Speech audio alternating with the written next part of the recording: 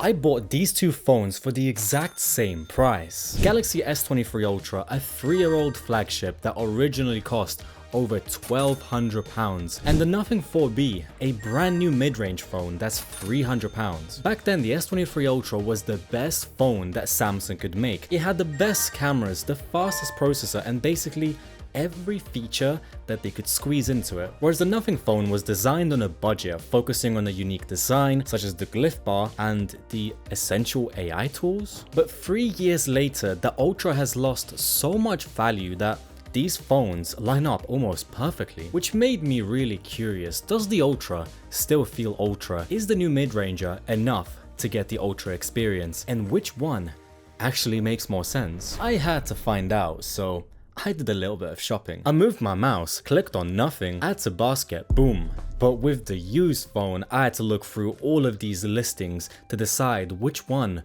would be the least cooked, which one do I trust, which one has warranty, what's the battery health like. So I got one in fair condition to save some money, and inside it was just a C2C cable and a scratched up phone that has just returned from retirement. Fair enough for a fair grade. On the new side, it was a whole experience, but ripping this tag got me confused, and as always, I accidentally ended up ripping the box.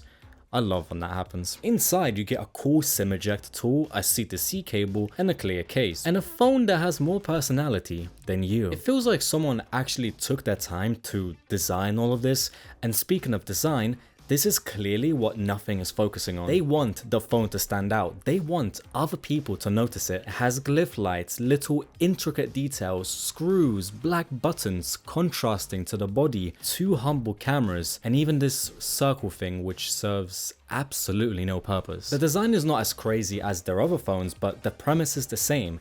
You pay for the design, and I give it a B. Effort. Meanwhile, Samsung has the iconic boxy design with the sharp corners, the curved screen, and on the backside there is a bunch of cameras, but it's minimal. No one's gonna walk up to you and be like, whoa, what's this? I just don't think the design is as fun as the mid-range phone. But fun design doesn't mean a good build quality, because this entire phone is just plastic. The sides are plastic, the back is plastic, and yeah, you probably will just put a clear case on it and not think about it, but holding these two naked, you instantly notice the aluminum sides and the glass back on the Samsung. And yeah, it is more likely to crack, but it gives it this premium feel, whereas the plastic gives me like TV remote vibes. It's reliable, but it's not very premium. Not to mention that you only get the IP64 rating on the Nothing phone, so officially it's only protected against splashes, whereas this could possibly be submerged. If you wanted to, but you probably don't want to because you don't know the repair history of this phone. This could be completely cooked. If you're not aware, these two phones come with screens that you can look at, and usually that's a very good place to make some big compromises, but you know what? Mid-ranges are getting pretty damn close. I remember back in the day, AMOLED used to be a luxury, 120Hz was a luxury as well, but now we get both, and that's amazing. Perhaps the only catch is the brightness, because it does get pretty bright on paper, but outside, the actual peaks are not as good as on the Samsung. But you just can't ignore this thick chain at the bottom, which is asymmetrical to the bezels, which are already pretty thick. It is expensive to get symmetrical bezels, but it's not completely unusual for budget phones to have them, because I see phones that are like 2/3 of the price of this phone, and they have really good bezels. I guess the design only shines from the back. It literally does. On Samsung, the bezels are incredibly thin, and although the actual screen quality is not that far off, the way that these two phones look from the front still gives me the impression that there's this massive price gap, which in this case, there isn't one. And before we talk about the software, a round of applause to Surfshark for sponsoring the video. And I actually have a very specific reason for using it. A couple of months ago, I was in a different country, and when I went to Disney Plus to watch my show, it was literally unavailable.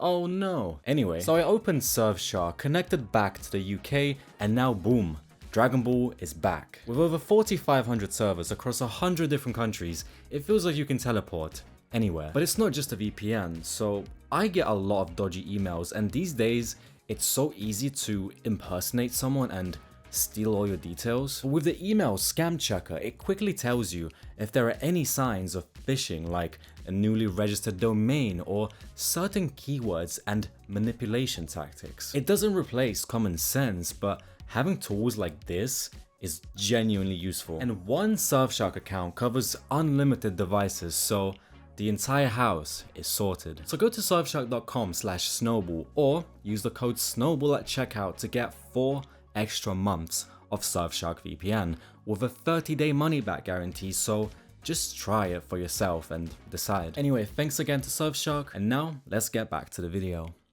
This is where it gets a little bit complicated because the flagship is already 3 years old, so it has already received 3 out of the 4 OS updates, meaning that once it gets Android 17, that's probably it for the OS updates. And then it's just security updates. And because the Midranger is brand new, this timer has just started, and so the promised 3 years will carry it all the way to Android 19. It doesn't mean that the Samsung will just crumble into dust the second that the updates run out, but it makes it kind of difficult to recommend it to someone who wants the new features without having to resort to custom ROMs. And on the software side, Nothing OS is quite new in comparison. It has a very distinctive look to it. It has monochrome colors, really cool widgets, as well as being able to customize the glyphs on the back. So for example, you can have a timer for when a normal timer isn't good enough, a flashlight for when a normal flashlight is too bright, or a volume indicator for when you want to show other people your volume. I don't know, this kind of just seems like cool party tricks, nothing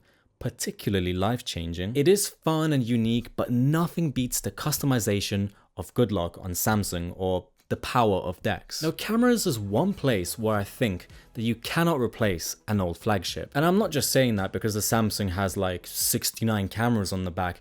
In fact, I quite like that Nothing is being quite honest by putting 2 cameras on the back, so there's no useless depth cameras and there's no macro cameras. You get exactly what you see. And in this case, the cameras on paper are not even close to the Samsung. The camera sensor sizes are so much bigger on the Samsung, in fact, multiple times bigger. And not only that, Samsung also has a 3x zoom camera and a real 10x zoom camera. So in this example, I don't think I have to tell you which one is which. But numbers is one thing because it's not the size that matters, it's how you use it. I noticed that in many ways, this camera feels cheap compared to the Samsung, like this branch being overexposed, the sky here being overexposed, or how the ultra-wide has no autofocus so you can't do macro shots, or how if you're filming in 4K, you can't switch to the ultra-wide because it caps at 1080p, or how the selfie has some criminally aggressive use of AI, or how the selfie camera is capped at 1080p and it's just not amazing. Like, look how the light changes. I can see some kind of wobble. Like, this looks awful. It's not a terrible camera, but stuff like this makes the camera feel so incomplete. And although I'm not a big fan of the 8K and the 200 megapixels, you can at least play around with those because Samsung wanted you to know that this is the best that we can give you. You do get a cool blinking light on the Nothing when you're recording, but it still feels like this camera is the absolute bare minimum. It's like they ran out of budget. They probably did, actually. And the performance is something that I'm always curious about because surely if you just wait a couple years, you can get the flagship performance on a mid-ranger, right? So the Samsung uses a Snapdragon 8 Gen 2 and the Nothing uses the Snapdragon 6 Gen 4. Honestly, I'm kind of lost at this point. Like, I don't really know what they're doing with the names. 8 is bigger than the 6, but 4 is bigger than the 2. So does that mean they're kind of close? They're not even close. I ran Geekbench again and again, and the Samsung is clearly miles ahead, at least in this test. So I ran in 2.2 to change it up and man, it's not even close. Like, look at the GPU score. It's 2.5 times bigger on the Samsung. How does this even happen? This phone is 3 years old. I even noticed some lag when scrolling around, and apparently Spotify was a little bit too intensive. And it doesn't help that this phone uses UFS 2.2 storage, which only starts at 128 gigabytes, whereas the Samsung uses UFS 4.0 and it starts at 256 gigs. Storage speeds shouldn't make a big difference in real life, but that's one way to upset people in forums who only care about the specs. But still, that kind of performance gap is not looking good for the mid-ranger. But all of this power isn't so impressive if a phone can't even last an entire day. The mid-ranger does have a larger battery, which I'm not surprised by because Samsung hasn't increased their battery sizes in like 6 years. But more importantly, on a new phone, you get a freshly baked battery. Meanwhile, I have no idea where this phone has been. How many hands has it been through? I can't even check the battery health. This battery is for the streets. And do you remember those benchmarks that I ran earlier? Well, Samsung used almost twice as much battery. I mean, to be fair, it could be because the Nothing phone is efficient. It could be because this phone is producing way more power, or it could be because the battery is more degraded at this point. And maybe that's not a big battery difference, but there are so many mid-range phones with massive silicon carbon batteries, and this will allow you to enjoy Reddit for like 3 days straight. So I think if battery is super important to you, I think the new mid-ranger will probably give you better luck. Sometimes it's really hard to categorize things, or it's things that you may not notice by reading the spec list. For example, the fingerprint scanner is much better on a Samsung. It uses an ultrasonic one, so it feels quicker and it's more consistent, whereas on a Nothing phone, it's an optical one. But also, why the hell is it so far down? It just doesn't feel natural for it to be all the way down there. And then when you do unlock the phone, the haptics feel so cheap. I'm getting like a PS4 controller vibe from it. Samsung feels crispy and expensive, and on this phone it actually feels like there's something buzzing inside of it. But the list just keeps going because Samsung has the S Pen, wireless charging, reverse wireless charging, faster USB speeds, and DeX. I don't think these are good enough reasons for everyone to buy a flagship, but these are features that Nothing couldn't afford to include. The thing is, the flagship was built to feel premium. It had the best specs available at the time, and it just so happened that it aged pretty damn well. It's the little details like the haptics, the fingerprint scanner, the build quality, the bezels, the camera features. Everything adds up to create this experience which I don't think you can replicate when the starting budget is so small. The mid-ranger had to decide which features are the most important and then downgrade the rest, but the flagship didn't have to do that. So does the Ultra still feel Ultra? Definitely. I think it's partially because Samsung hasn't really changed much in these years, and so everything that felt Ultra back then still feels kind of Ultra. Now, to be fair, this Nothing phone is not the most competitive phone when it comes to specs, but the good thing about it is that it doesn't feel fake. It doesn't have unnecessary cameras, no depth sensors. It actually tries to be fun with the lights. The software looks so good. There's minimal bloat, there's no ads, and I really like how by default the app labels are off. Yes, please, give me the minimalism. This doesn't feel like just another phone cramming every single spec just so that it looks good on paper. It actually tries to be different and it ends up being pretty memorable.